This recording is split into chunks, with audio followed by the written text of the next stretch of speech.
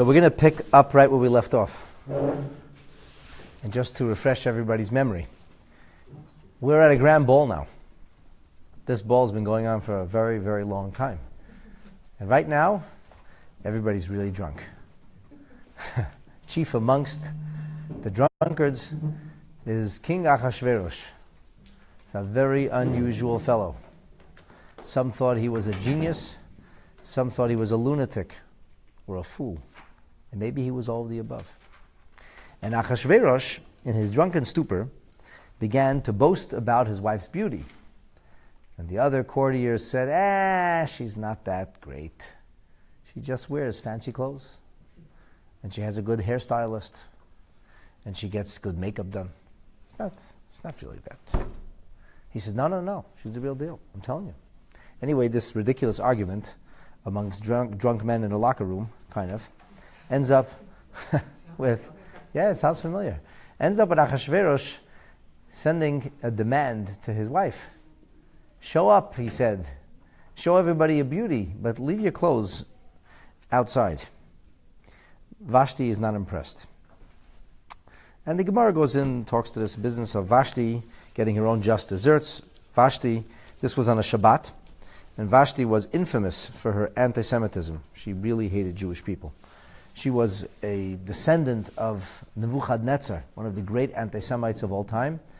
And then she is, according to some opinions, even a daughter of Nebuchadnezzar, according to most opinions, a granddaughter of Nebuchadnezzar, or possibly a great-granddaughter, because we have a dispute amongst the sages if Evil Merodach and Belshazzar are father and son or two brothers. So after Nebuchadnezzar's rule comes to an end, evil man, Evil Merodach, rules. And after Evil Merodach comes Belshazzar. Belshazzar is deposed or kind of assassinated by Darius the First, the king of Media, Parasumadai. And according to some opinions, Belshazzar is the son of Evil Merodach. And Vashti is his daughter, which makes Vashti a great-granddaughter of one of the great anti-Semites of all time. And she hates the Jewish people. According to some opinions, Evil Merodach and Belshazzar are actually siblings or brothers, which makes Vashti a granddaughter. And then there is even a minority opinion that Vashti was the younger sister of Evil Merodach and Belshazzar. At any rate, she's got hatred for our people coursing in her veins. And what she used to do, she knew the Jewish people wanted to keep Shabbat, and she would have Jewish maidservants show up. She would force them. She was the queen. She would force them to show up on Shabbat.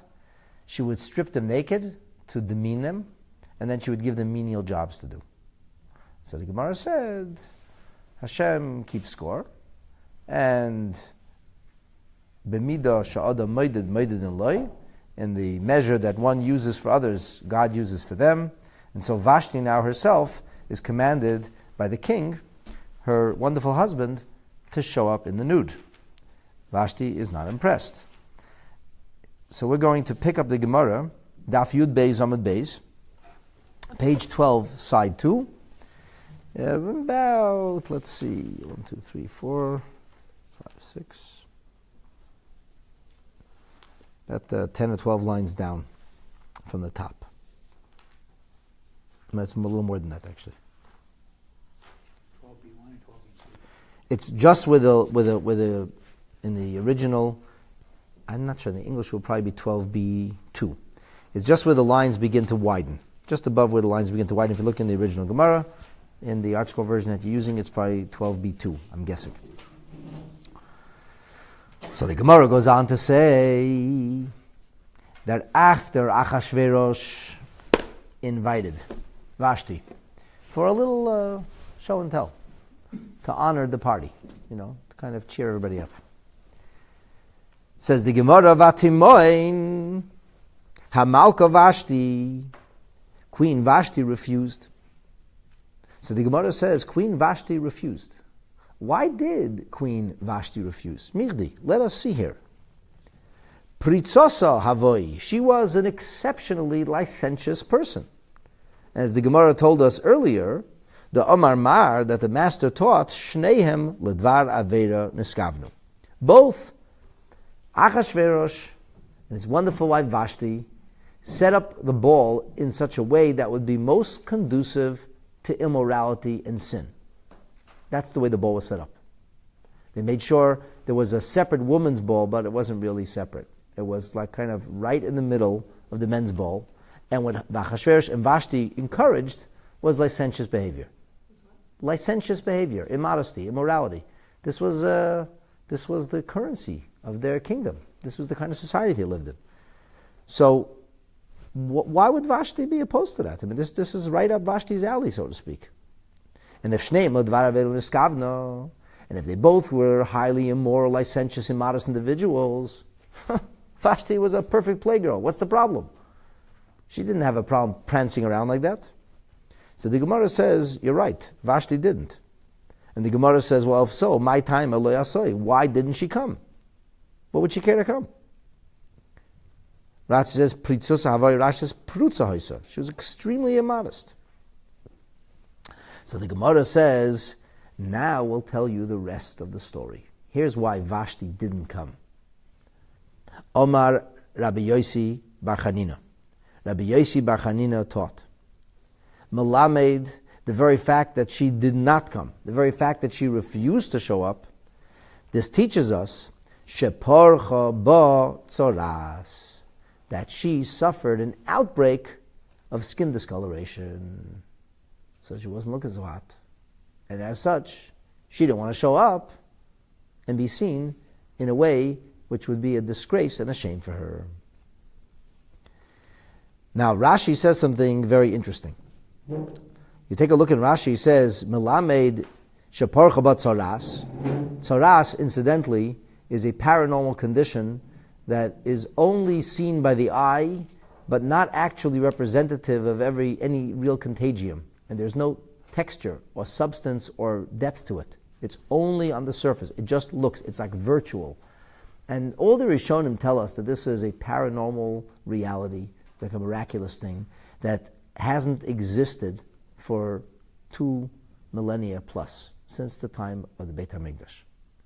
And we don't really have this today. And usually it's something that Jewish people were stricken with, although it was not an exclusively Jewish malady. Sometimes it could also strike non-Jewish people as well. Usually, tzoras is seen as a punishment for specific sins. Chassidus explains that the reason we don't have issues with tzoras today is tzoras is indicative that this person suffers nothing but skin-deep issues. In other words, they're perfect. Everything is the way it should be. Well, on the surface requires a little bit of engineering. It's only, what is, so to speak, the outer orbit. In today's day and age, it's quite the contrary. Our society is one that prides itself on political correctness, on saying the right things, on looking the right way, but actually people are entirely rotten on the inside. So tzoras would not be an effective way of making us any better today. Tzoras does not reflect the values or lack thereof of today's day and age, and it hasn't for a very, very long time. So whether tzoras here actually refers to that paranormal, miraculous condition, or whether tzoras here refers to a psoriasis of sorts, or some kind of rash, I don't know. The Mepharshim don't really talk about that. It can go either way. Bottom line is, tzoras can be used in different contexts, so to speak. At any rate, the point was that Vashti had this outbreak of skin discoloration. And how do we know that? So Rashi quotes a Talmud Yerushalmi.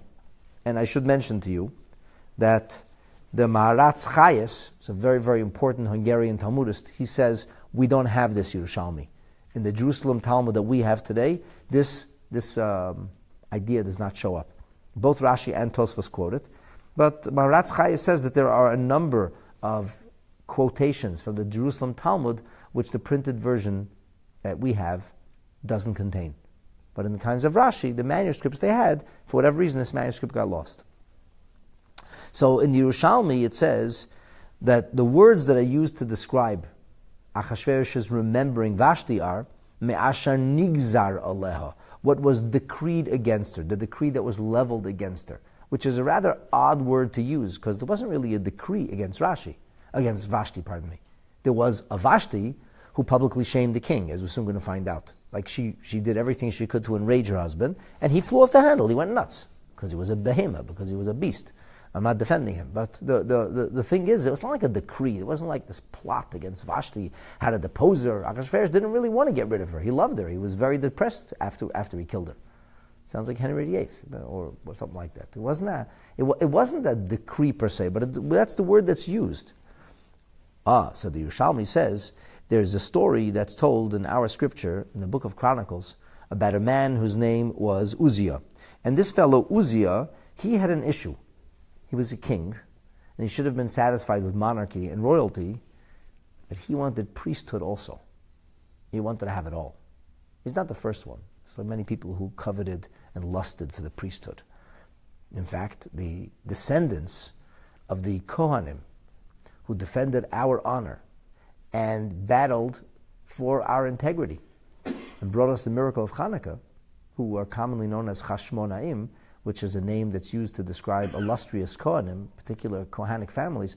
The Chashmonaim, unfortunately, their descendants did not remain loyal to Torah and to mitzvahs. And in the end, all of the Chashmonaim were massacred.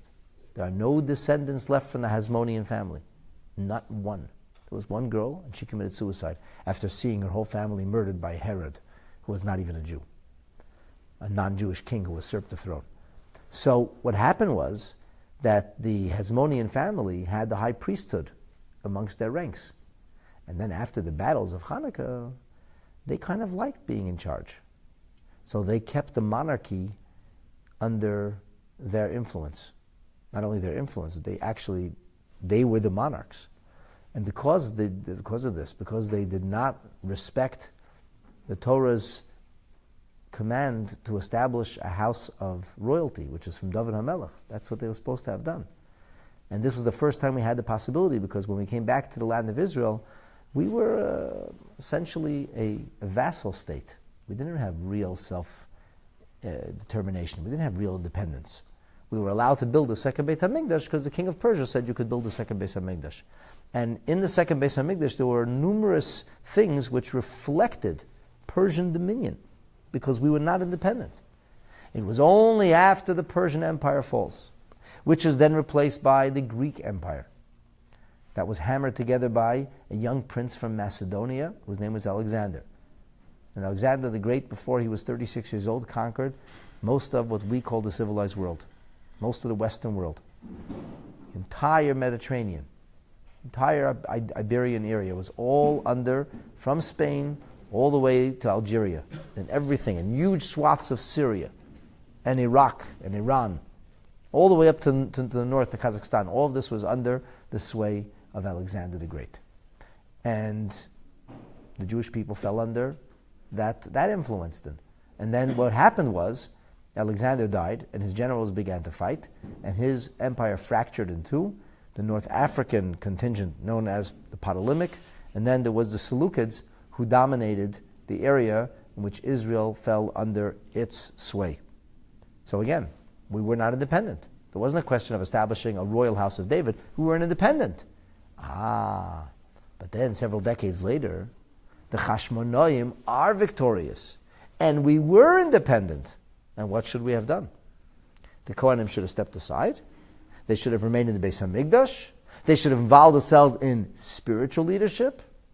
And they should have established a Torah political leadership, which would be a king from the house of David. And there were people like this. But the lust for power was too strong. And unfortunately, they were intoxicated by it. And that's why the Hasmoneans have a bitter end. But going back to the story of Uzziah lusted the priesthood. And he was the king, and he could do whatever he wanted. And so he tried to force himself into the Beis HaMikdash. What happened to him? God struck him very quickly, much more swiftly than usually happens. Uzziah was stricken with tzoras. Suddenly his forehead exploded, not exploded, but had an eruption of tzoras all across his forehead. And the words that are used to describe is Vayeshev, base, Hachafsis Mitzorah. He had to go and live in the house of the Mitzorah because Ki Nigzar Mebeis Hashem, because he was decreed out of or cut out of the house of God. What happened to Uzziah? Uzziah was stricken with tzoras. There is a real tzoras. So we understand Afkan tzoras, even though we don't know. Remember, the scripture will speak to us very cryptically. We're going to have to analyze the scripture and try to look at every word carefully. So why was one word used or the other word used? And if you see a terminology that seems to be out of sorts, oftentimes it's a red flag that says, look deeper, investigate, and you'll hear the rest of the story. And the Megillah is a book of scripture. It's not any different. So you have to look deeper. And here it says, Es asher nigzar aleha, use the word nigzar. The word nigzar is not the word that would aptly describe the predicament of Vashti. And so, Rashi, quoting the Yerushalmi, and Tosfos also says the same thing. Tosfos says, D'chsiv gabe Vashti misha nigzar, and it says about Uzziah, kishenetztara, nigzar mebeis Hashem. As Uzziah had a skin discoloration, which then was certainly the paranormal condition of tzaras, so too, whether Vashti had the paranormal spiritual discoloration, or whether it was actually contagium and she broke out into an ugly rash, but suddenly she broke out in a rash, and she said, I'm not going to prance around with a rash looking ugly. Forget about it. So what happened? Incidentally, the Gemara adds another little opinion. B'masnita Tana, in the Mishnah we learned, and you'll see this in the Gemara is in brackets here. According to some opinions, it seems that there was a time when these brackets were struck from the original text by the censor, but they were preserved orally, and then when we could print our own Gemara, we put it back inside. That's why it's in square brackets, means it's supposed to be added in. Ba Gavriel, that the angel, the archangel Gabriel came, va'asala zonov, and he slapped her on a tail. So now Vashti had a tail. Oh, she did not want to show up with a tail. That was going to look really weird.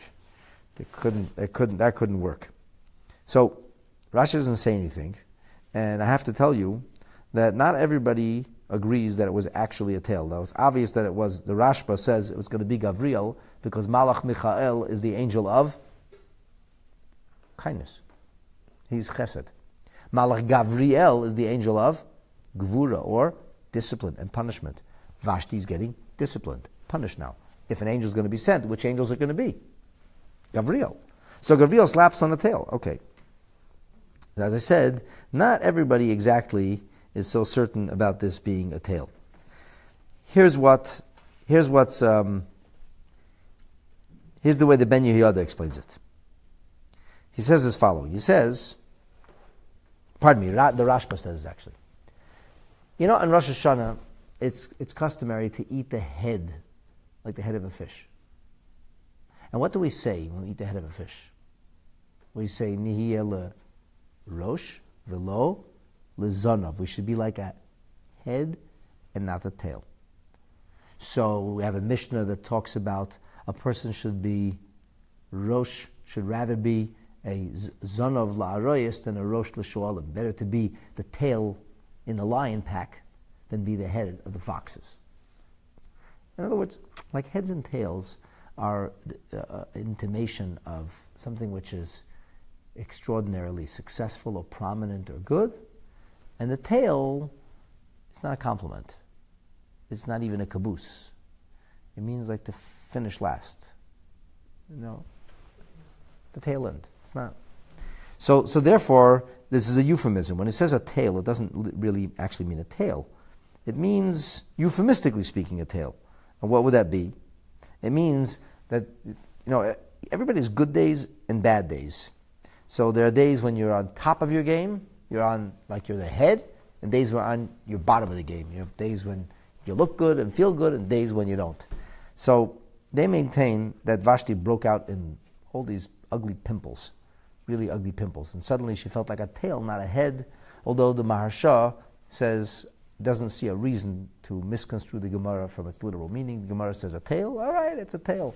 This is all miraculous anyway, so what's the difference? I guess this could be like kind of the range of miraculous. How miraculous do you want this to be?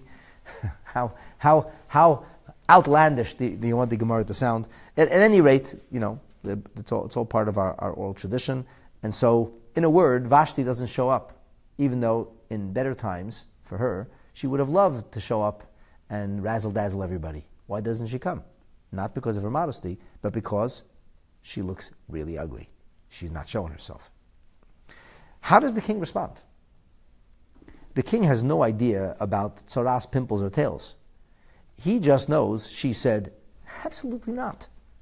Vayiktzef hamelech ma'od, says the Gemara. The king became exceedingly angry, infuriated. He exploded in anger. Why did he get so angry? So the Gemara asks, Amai dolka be kulahai. Why did he get so angry for? Okay, you made a stupid request. She said no, move on. He became infuriated. He went insane with anger. Why? So here's an interesting teaching from the Vilna Gaon, which is quoted by a number of Mefarshim on the Megillah.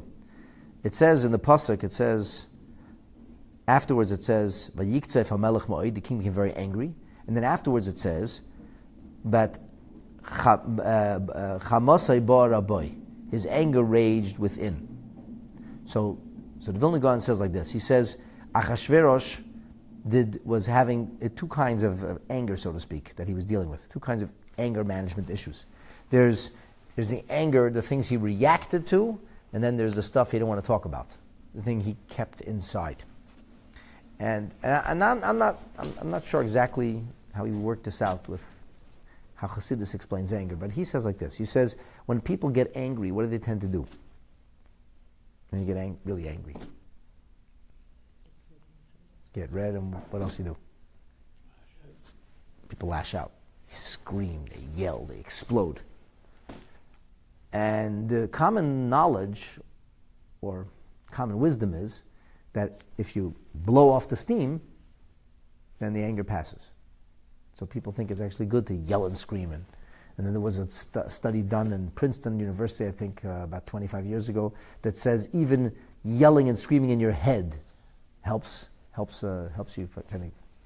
And then there's another kind of anger when you're ashamed to talk about it, so you have to keep it inside. When you're angry, you seethe, but the seething it has no outlet. So it's burning inside you, but you can't express it. So you're going to see that there was two issues, actually, the Gemara is going to say with Vashti. On one hand, Vashti publicly refused the king's request. The king was angry. What do you mean? No. No, I'm the king. Can't say no. But she also sent him a little text message, or something like it, and nobody else saw. And the text message was a personal attack on his character. But she's actually right about his drunkenness and not being able to hold his liquor. And he couldn't talk about that because he just got the text message. You want to tell everybody what his WhatsApp flashed, his BlackBerry, you got a message. So he had to just keep that anger inside. And that's why he was angry on two levels. There was anger that he expressed, and anger that was seething inside, but he was ashamed to tell anybody of what she said because she was actually right.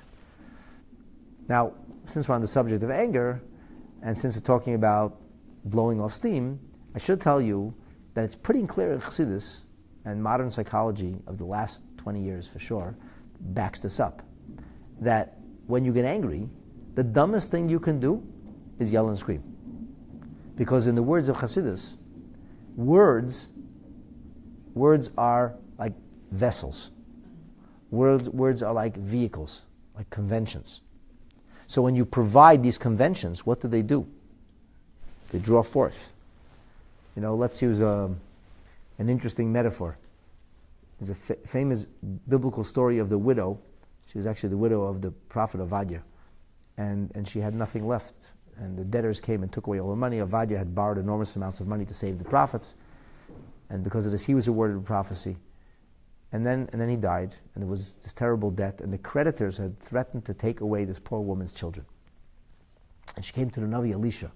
He said to Elisha, what should I do? I have nothing left, and now they want to take my children away. So Elisha said, you have nothing? She said, yeah, I have a jug of oil. Oh, very good, says Elisha. She says, go home and gather empty vessels. Empty vessels. He says, Kalim reikim al tamiti. Don't leave empty vessels behind. And then when the vessels, you have all these empty vessels start pouring. And she does exactly what the prophet says. She brings in empty vessels, fills her house with vessels, bar vessels, and she locks the door. The prophet said, pour. She starts pouring, and she's pouring and pouring and pouring.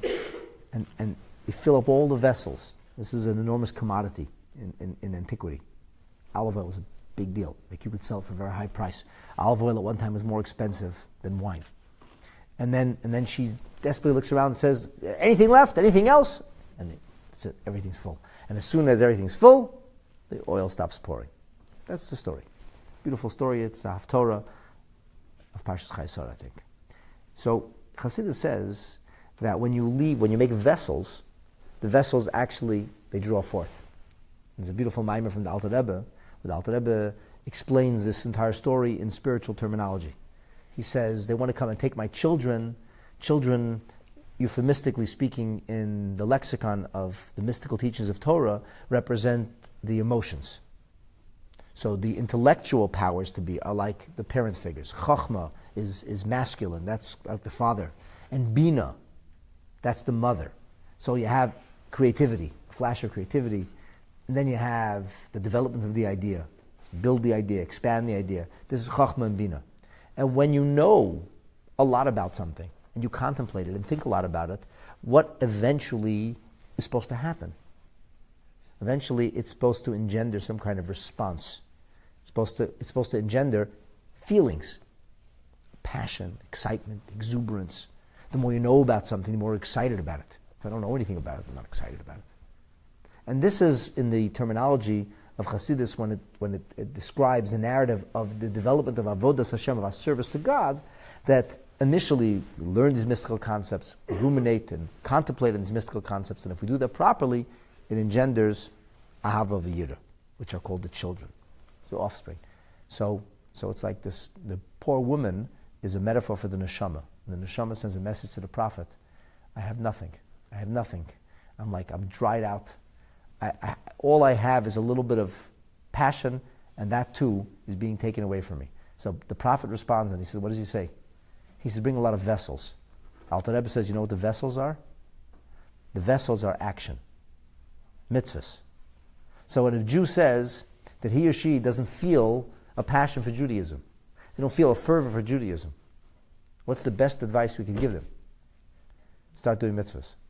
Because the more mitzvahs you do, doing mitzvahs has this magical, marvelous, and wondrous way of bringing forth from within the spiritual repository of the metaphoric oil, the energy that's at the core of everybody's neshama. So that's how it is in Avodas Hashem. But Chassidus says this is really how it is in the human condition. So we as people, when we express things, the words become vehicles, and they become self-fulfilling prophecies, if you will. When we act in a certain way, it has a profound influence not only on what's around us, but ultimately has a profound influence on us. So if you get angry and you yell and scream about it, what usually happens? You get even angrier. The more attention you give it, the angrier it gets. It's like a demon. The more coal you give it, the more fire you give it, the more passion it has. Now, of course, people will tell you, nah, that's not true. Because I was angry, and I yelled and screamed and yelled and screamed until finally my anger subsided. But actually what happens is you just got tired. Everybody will get tired eventually. So what should you do if you feel you're losing your temper, if you're getting really angry? You know what you should do? Take a walk around the block. Because you'll be surprised. If you don't give it air, if you don't express it, you'll be surprised how quickly you'll be able to put down the fire. So that's why I'm not so sure how the Vilna Gaon's teaching fits with that whole narrative of Chassidus. But at any rate, what we could say is that there were two kinds of angers. I'm not sure that the first anger was any less intense or more intense. Maybe on the contrary. Maybe it was the first anger that he expressed that was like a fire. But the point is he was conflicted. And he was doing many things that incited and angered him. And one thing that incited and angered him was public humiliation. Achashverosh was a bully. Achashverosh was an arrogant, thin-skinned baby. And he flipped his lid when he was embarrassed and shamed in public. Never mind that he wanted to embarrass and shame his wife. That doesn't mean anything. He was angry. How dare she? He publicly humiliated me. And now, after she publicly humiliated him, she also privately humiliated him, as the Gemara is going to tell us. So the Gemara says, why did he get so angry? Why did he flip out like that? Says the Gemara,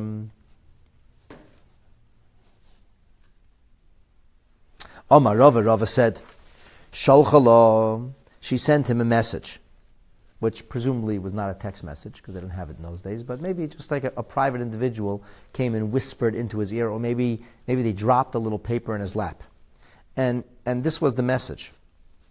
Bar ahuraryer, use stable boy. The ahurar yore is a stable boy. Stable boy, the Abba. My father's stable boy, she said. That's what she called him, because Achashverosh was actually, according to most opinions, though not all opinions, well, Achashverosh was from a lowly birth. He came out of nowhere to become a very powerful monarch. He usurped the throne. He was extremely charismatic.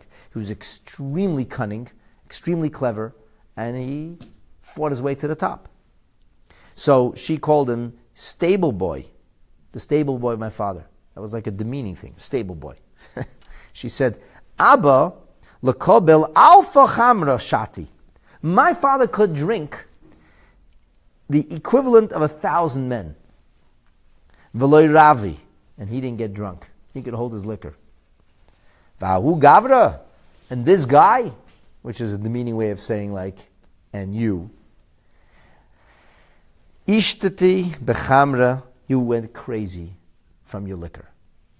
You became totally foolish and silly and made ridiculous demands, made a fool out of yourself and tried to make a fool out of me. So that's the message she sent him. Now, obviously, after he got a message like that, in addition to the public shaming of her refusal, and then he got this text message, so what happened? Miyad, immediately, v'chamosoi bo'aravoi. The anger burned within. As the Gemara says, it burned within because he wasn't going to tell anybody the contents of this thing. Do you see what she wrote about me? She called me a stable boy. She said I can't hold my liquor. She said my father was a real king and I'm an impostor. He's not going to tell anybody that. But he was really angry. He felt extremely disgraced and demeaned. And so the king now had to figure out what he was going to do. And I mentioned earlier that there are numerous opinions as to whether Belshazzar was actually the father of Vashti. So even if we say that Belshazzar was not her father, even if we are to say that Belshazzar was her uncle, or maybe even her brother, what we could say is that Vashti was much, much younger. And because she was much younger, so Belshazzar kind of raised her like a child.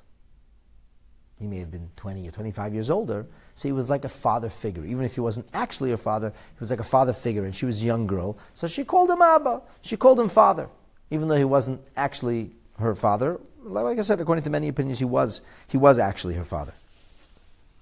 Now, the question, of course, could be asked about this ridiculous text message. Which man can drink the liquor of 1,000 men? Forget how much liquor you can hold. You cannot, no body can absorb that much liquid. If everybody can drink a pint, a quart, a gallon, I don't know, whatever it is, nobody can drink 1,000 pints of ale. This doesn't make any sense. Why would she use that kind of euphemism which actually makes no sense? Why would he be offended by it when it doesn't make any sense? It's a ridiculous statement to make. So, the Tosfos Harash says, don't take it literally. She didn't actually mean that he could drink the amount of liquor that 1,000 people would eat. But rather, he says, if 1,000 people would drink that much liquor, he'd be at the head of the 1,000 people. In other words, he'd be in the top 0.1 percentile. So my dad could really hold his liquor. Out of 1,000 men, he'd be the soberest. And you are acting like a total fool. Another interpretation is that the word alpha does not mean 1,000. But the word alpha actually means an ox. And that's like we have the expression, Shigar alofecha v'ashtareis tzenecha, which is the blessings that Isaac gave to Jacob, and he speaks about his flocks. And he speaks about his cattle. He speaks about the sheep. So an alpha could be alfecha. And what is the point? He says, my father could have drunk like a horse and still not be drunk. That's what we say it in English. But in Hebrew or in Persian, it was he could have drank as much as an ox. People say, I'm strong as an ox, drunk as a fish. I don't know. People use expressions. So this is the idea like he could drink like a horse, drink like an ox, and still wouldn't get drunk. When people say, somebody had enough poison to kill a horse, but it didn't do anything to this guy. So this was, either way, it was certainly, she was trying to embarrass him and basically say to him, you can't hold your liquor. And in the ancient world, not being able to hold your liquor or being told you can't hold your liquor was the ultimate embarrassment. It was like shaming his masculinity. What kind of man are you? Can't hold your wine. This is how they would measure their bravado and machoism. Who could drink more wine and still be left standing? You ever heard the expression, he can drink you under the table? Achashverosh is supposed to be the king. He's supposed to be able to drink everybody under the table. But actually, he was the one who was totally off kilter and nuts in the head. Now, by the way, all up until this point, Achashverosh, as we learned previously in the Gemara, had been getting everybody else drunk, but very, very cleverly did not drink himself. It was only on the last day he said, okay, now it's my turn. I spent enough time being Mr. Politically Correct, enough time worrying about being diplomatic and taking care of everybody else. I got to have some fun too. And fun he had. It was not a happy ending. So the anger burned. Now what I'm going to tell you now, my friends, you never heard this before. You heard the Megillah, maybe since your childhood. You know the words I'm going to share with you. You never heard this. And we're going to talk about why you never heard it. And how it's possible for it to be true, if the Megillah doesn't really say it. But it also shows you the kind of impossible position that the Jewish people have always been put in. You ever hear what they call in English a no-win situation? Achashverosh now is looking for advice. Who does he call? He may be drunk, but he still needs advice. Or as the Mefarshim say, he still had to go through due process. Even though he was a king, he's political capital, and Vashti was very popular. And, if he spends all the political capital and makes the populace angry, it's not going to work. Achashverosh wanted somebody else to say it. You say what to do. I'm just going to follow the law. I'm a law-abiding citizen. So the next piece of the Megillah says, Vayomer HaMelech LaChachamim. The king said to the wise men. Who were these wise men? So before we go further in the Gemara, who were these wise men? Huh? His advisors. Who were his advisors? His people. His cabinet. Right? Wrong. No. Wrong. That's what everybody thinks. Now I'm going to show you how in the Megillah it's alluded to that, no, it's not really his advisors. The Chachamim, says the Gemara, were none other than Rabbanon. He called a group of rabbis together. This is a no-win situation. Because whatever the rabbis are going to say, it will be held against them. What a brilliant move. What a brilliant, brilliant move. You think Achashverosh was a fool? Nobody's fool. He said, we'll blame the Jews. If everybody gets angry, it's the Jews' fault. It's perfect. The perfect storm, the perfect scapegoat. In his drunken stupor, in his anger, in his infuriation, the man was clever as a fox. Rabbanon. Who are the Chachamim, says the Gemara? The rabbis. How do we know this? Who says? Anybody could be wise. Wise men could be, every civilization can have wise men. Every country can have wise men. How do you know Chachamim? Chachamim is just a Hebrew word for wise men. How do you know it means the rabbis? Says the Gemara, I'll tell you how I know. Because whilst the word Chachamim is generally used for many, many forms of wisdom, Confucius was a Chacham, Aristotle was a Chacham. In fact, the Rambam calls Aristotle HaChacham HaGadol, the great wise man. So the word wise people, you can use wise people in any context, not only in Torah wisdom. However, the next words of the Gemara, Vayemru l'chachamim yoidei ho'itim, the knowers of time. Who's that? What does it mean, the wise men, knowers of time? So the Gemara says, yoidei ho'itim, the knowers of time means sheyoidin la'aber shanim u'lekveach hadoshim. They know how to, I'll translate this literally and then explain it, make years pregnant. And they know how to establish months. Now what this means, my dear friends, is as follows. These were the people who knew how to create a perfectly balanced calendar. You see, time is told by virtue of the heavenly bodies. That's how we tell time. We tell day and night by the daily rising and setting or orbit of the sun. And when the sun moves away from our horizon, the sky becomes transparent, and what do we suddenly see? The moon. And if you want to know, the moon actually rises too. The moon also rises and sets, only it's not as famous. It's not as, shall we say, colorful or dramatic as the sun's rising and setting. So that's how we know days. And the orbit of sun and moon is always 24 hours long. Exactly 24 hours. It never has changed. It's always 24 hours, anywhere in the world. What does change is the percentage of day and night. So in certain parts of the world, like the two poles, we see, and from a Torah perspective, we see the world spinning on its axis, not like this, rather like this. We see Yerushalayim as the top of the ball. That's the top of the world. So the world spins on its two sides, which is called the North Pole and the South Pole. So North Pole and South Pole, which are you have a round ball, so if the sun is here, there's going to be a difference where the sun feels on the top of the globe and the way it feels much further away, because these parts are much further away from the globe. It also makes a difference in how much sunlight or how little sunlight you get. So in the areas on the northern and southern extremities of planet Earth, you will have months where you'll have almost virtually nothing but night, and months where you have virtually nothing but day. And it moves, like it's not the same. In the equatorial area, it's not exactly the same as it is, for example, us, we the true north in Canada. It changes. North, south, it changes. There are always, somewhere in the spring, in most normal places, a perfect balance of exactly 12 hours of day and 12 hours of night. The spring equinox, winter solstice or something like that. There's a time. Just what it's exact, and that's what 12 and 12 hours. Otherwise, now, our days are fairly short and our nights are fairly long. And there are places in the world where it's even shorter. If you keep going north, you'll find that the day is even shorter.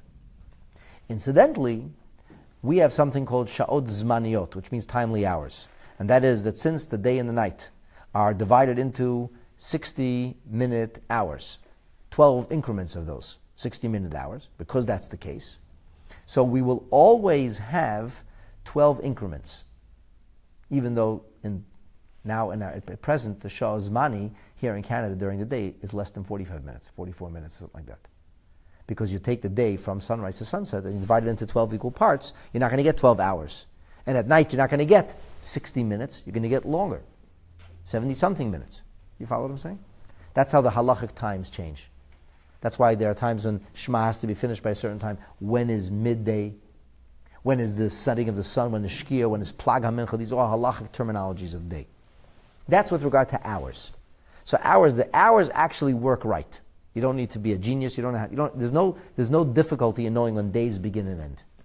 However, where we do have difficulty now is in the full orbit of the sun and the moon. So the moon is making these little orbits.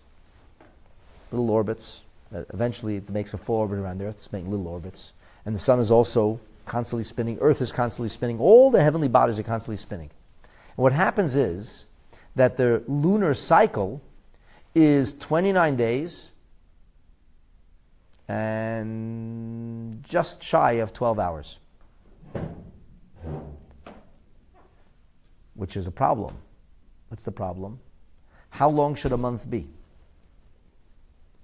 How long should a month be? 29 days?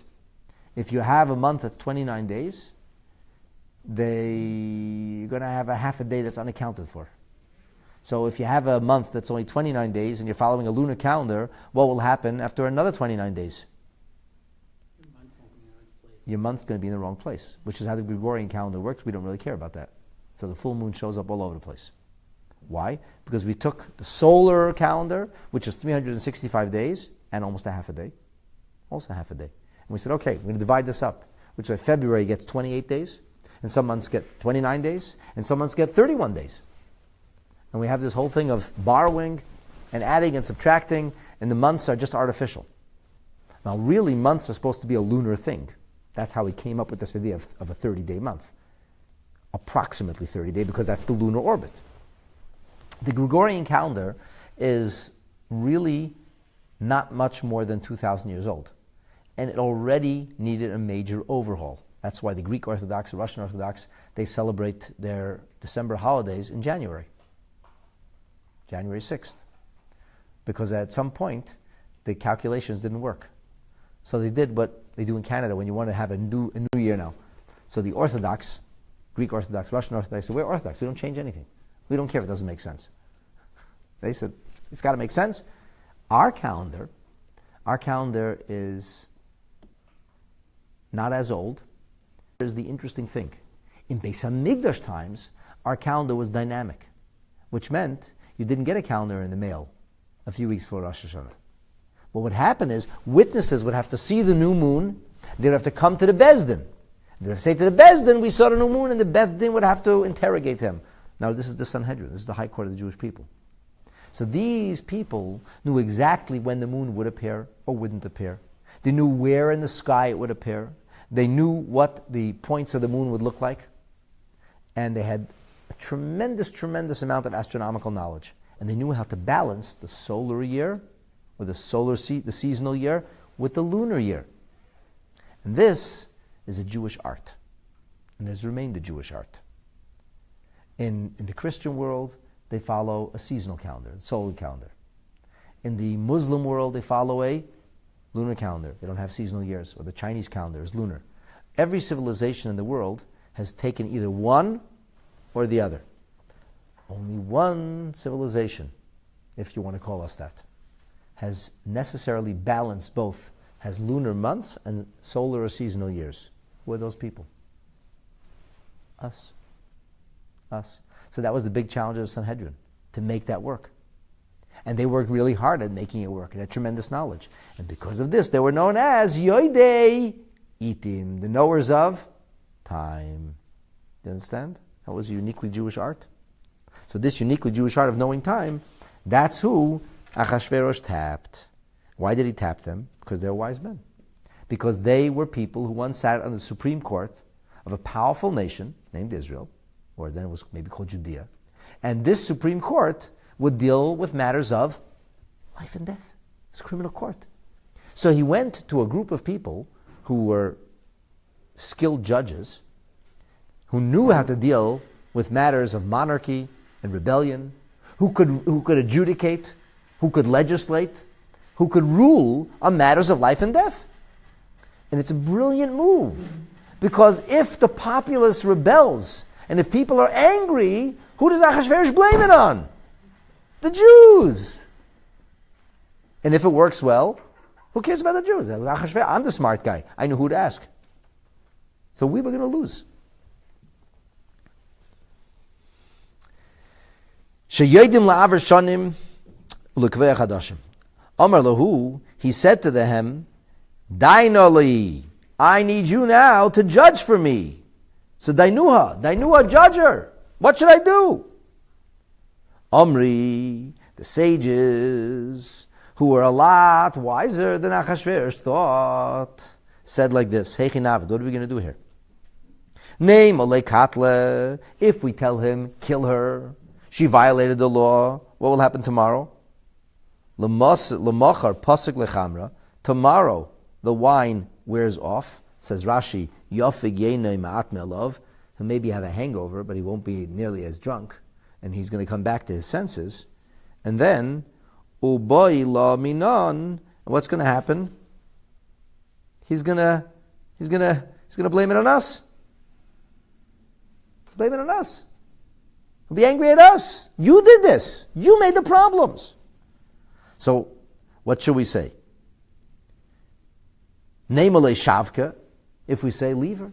You know, she doesn't always have to listen to everything you say. I understand. She humiliated you. She sent you an angry text message. Okay? So what? In that case, Achashverosh will accuse them of demeaning and disgracing monarchy, royalty. And people will say later, why was nothing done? The crown was shamed in public. Why was nothing done? And they'll say, oh, it's the Jews. The Jews messed things up. It's the Jewish court that demeaned and destroyed the power of monarchy. It's the Jewish court that has demoted the throne of this country. So what are they going to do? This is the original no-win situation. Whatever the sages say will be held against them. What would you do? On the spot. When an angry king is looking at you and demanding an answer. The answer is you got to find a way out. Amrullah, they very wisely responded. And they said, Your Royal Highness, Miyem Shecharav Beis HaMikdash, from the day that our holy temple was destroyed, V'galinu me'artzeinu, we were exiled from our land, Nitla eitzu mimenu. Our wisdom has been taken from us. We can't think clearly. I don't know what to say. We have become confounded. Our minds aren't working. Imagine a statement like that. 70 years almost after the Beis HaMikdash's destruction. That means to be connected to a Beis HaMikdash. That's how close Yerushalayim has to be in our hearts. 70 years later, we still can't think straight. And from the fact that they could make this argument to Achashverosh and say, 70 years later, we still can't figure things out. We're still in a state of confusion. And for the fact that even that they could make such an argument, and the fact that Achashverosh might accept such an argument, speaks volumes about the link, the connection, and the bond that our rabbis, our sages felt for Yerushalayim and the Beis HaMikdash. 70 years later, we're still traumatized. So he said, we don't have the wisdom to deal with criminal matters, to decide on matters of life and death. They said, so brilliantly, Zil legabe Ammon and Moav. Go to our neighbors. See, clearly you don't want to use your own court. You don't want to use your own people. I understand. You went to a foreign court. It makes sense. It's another brilliant move of Achashverosh. So the Jewish people said, go to our neighbors. Our neighbors from the Middle East. Who are our neighbors? Ammon and Moav. Ammon and Moav, they said, and according to some opinions, it's really only Moav, not Ammon. The Yasvi B'duchtayu, they have been sitting in their place, Kechamra the Yosef al Durdaya, like wine that has sat upon its sediment. You know, you take wine, you leave it in the oak cask, and it gets better and better, and the flavor gets richer and deeper. So they still have their wits about them. V'taima amrulei. The Gemara says, and according to some opinions, they said this themselves, or according to other opinions, the Gemara says this was an extremely wise thing to say. Why? Because there's actually a scripture. There's a verse in the book of Jeremiah that says, the Chsiv. The verse says, Sha'anan Moav minu urav. Moav has been peaceful, serene, complacent from its youth. They were undisturbed. Nobody bothered the Moabites. The Jews, that was another story. The Moabites were left alone. They had no trauma. They had no disruption. And because of that, V'shoikitu al shmarav, they have remained sitting, so to speak, steeped on their sediment. They weren't emptied. So because that's the case, they never went in Golus. They never went into exile. U'bagoyla leholach. They were never sent away from home. Because of that, they have the wits about them. Al-kain, Omad, Tamabei, Verechoi, Linomer. They said, therefore, they have their wits about them. They have maintained their rhyme and reason, their aroma, their taste. And that's why you should go to Ammon and Moav. Very interestingly, Achashverosh does not go to Moav. Why? Because he wasn't really looking for a foreign government. Who was he looking for? He's looking for Jews. This was a good way to blame the Jews. But the Jews outfoxed him. And they said, we'd love to help you, but this is above our pay grade. We can't do this. We can't do this. So in that case, Achashverosh has no choice but to turn to his own bad advisors. And this, my dear friends, we will, Bezrat Hashem, continue next week.